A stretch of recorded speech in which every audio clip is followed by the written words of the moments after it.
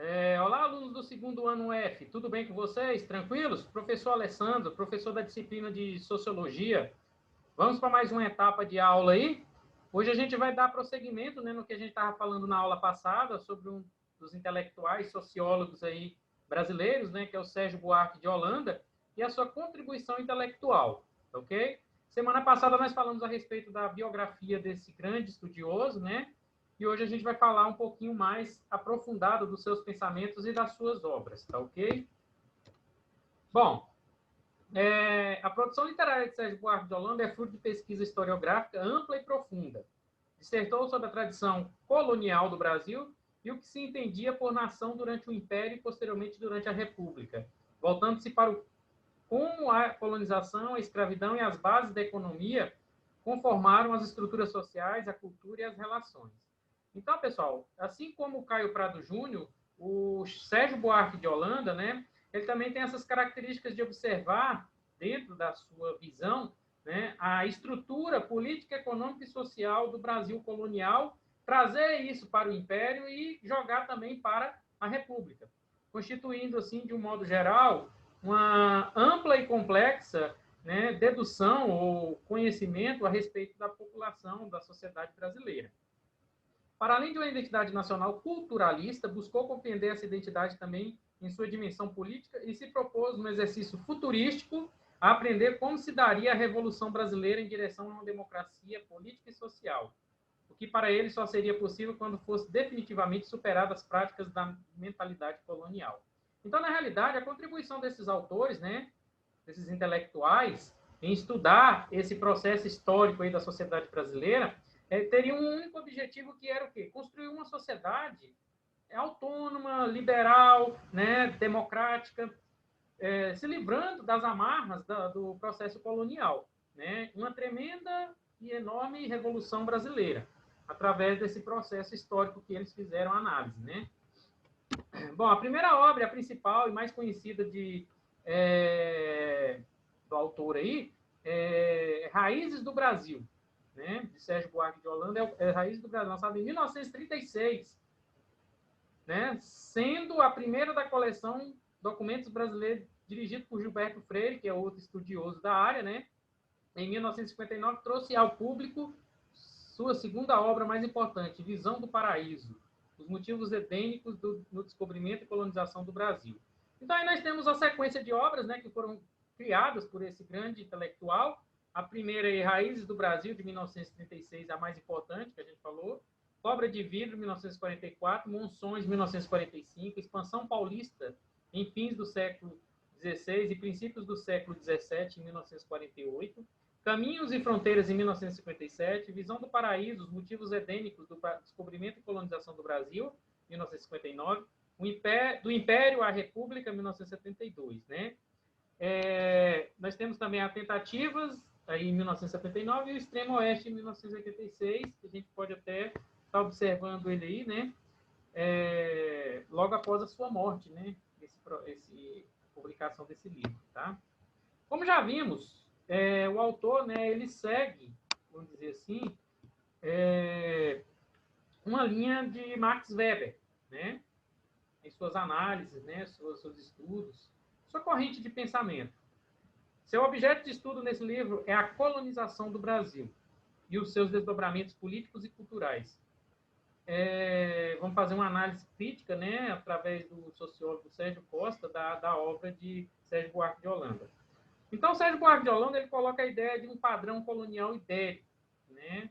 Amarrado, preso, enraizado nesse Brasil colonial, diferenciando a colonização portuguesa e espanhola da colonização de outros povos ingleses, franceses e alemães. Aquele velho detalhe que eu falei para vocês e venho falando, né? Na realidade, existe uma certa diferenciação entre o processo de colonização portuguesa e espanhola, né, que são semelhantes, com a colonização alemã e a colonização inglesa, né? Na realidade, aqueles países, né, eles, vamos dizer assim, eles desenvolveram a colônia, né? De uma forma genérica, falando para vocês, eles desenvolveram a colônia de povoamento. Não era só povoar, e sim desenvolver a colônia. Aqui não. Aqui na América do Sul, fizeram simplesmente o mais forte a colônia de exploração e posteriormente fizeram uma mascarada colônia de povoamento, né? Já os portugueses, para quem a colônia era apenas um lugar de passagem, desenvolveram uma relação menos impositiva, racional e coordenada inicialmente. Isso que eu acabei de falar para vocês. Esses dois povos, com uma nobreza frágil, uma sociedade pouco hierárquica, lançaram-se à aventura de explorar novas terras e ao trabalho de nelas fazer riqueza, sendo pioneiros das grandes navegações aí, tá? Então, olha só.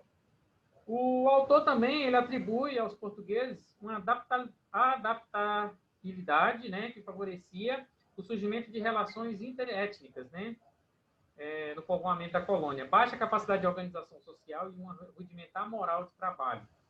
A motivação histórica para isso seria o fato de a burguesia portuguesa não destituir, mas se aliar à antiga nobreza. Então, os portugueses não tiveram uma estrutura, né, adaptada ao ambiente que eles haviam conquistado, né? Foram vários processos, né, que desencadearam, da qual eles não conseguiram ter um ordenamento sistematizado, como você percebe na colonização da Inglaterra, nos Estados Unidos, né? Os reflexos dessas características dos colonizadores portugueses no Brasil foram uma colonização não planejada, realizada por dois tipos de pessoas, aventureiros e trabalhadores, que por não terem uma nobreza forte, não eram ligados ao ócio, né, a demanda, né, e buscava nas expedições aventureiras construir riquezas e prestígios, né? Na realidade, os portugueses não tinham organizado uma estrutura como outros desbravadores, outros colonizadores aí impuseram, como belgas, alemães, franceses, né? Espanhóis e portugueses não tiveram essa organização estrutural. Essas pessoas logo se adaptaram ao trabalho na colônia, transformando-a em grandes latifúndios de monocultura. O primeiro que a gente pode observar são os grandes canaviais, né? Os grandes engenhos que nós tivemos aí, principalmente no São Vicente, na Bahia e em Pernambuco. Portanto, a estrutura social e cultural do sistema colonial português teve grande reflexo na construção da sociedade brasileira, vamos dizer assim, né? O segundo marco da formação brasileira é o patriarcado rural. O autor ele faz um levantamento bem minucioso, detalhado, de como era a administração colonial, as bases econômicas da colônia, bem como a estratificação social parecida ao sistema de castas, né? Com pessoas classificadas e posicionadas conforme a cor, brancas, índios, negros, né? Então, tinha uma hierarquia de cor.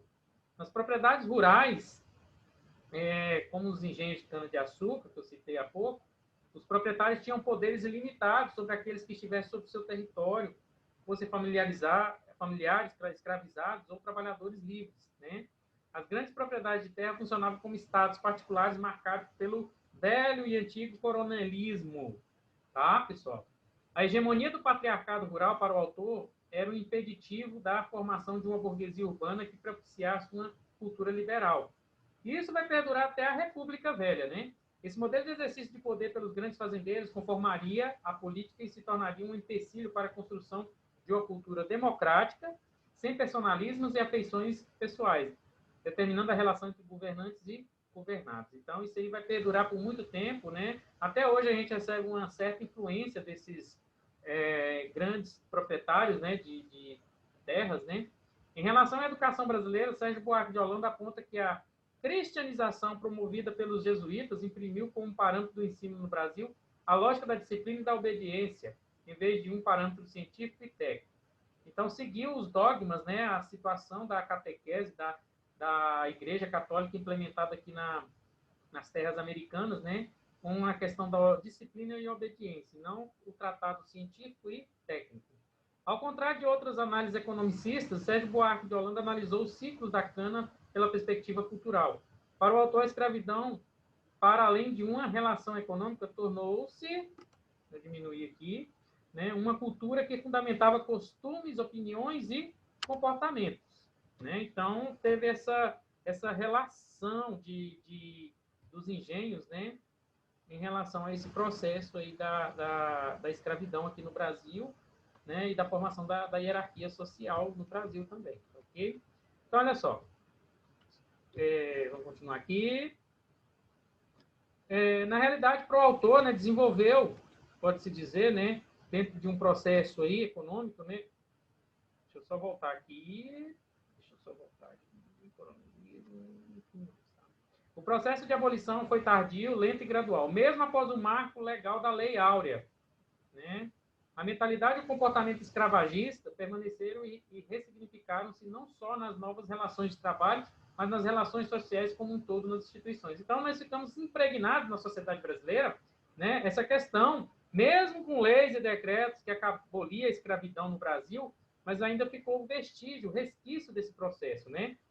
Em relação ao Estado brasileiro, Sérgio Buarque de Holanda desenvolveu o conceito de funcionário patrimonial, aquele funcionário público que se valeria dessa posição para atender a interesses particulares seus e de pessoas, né, ligadas a ele.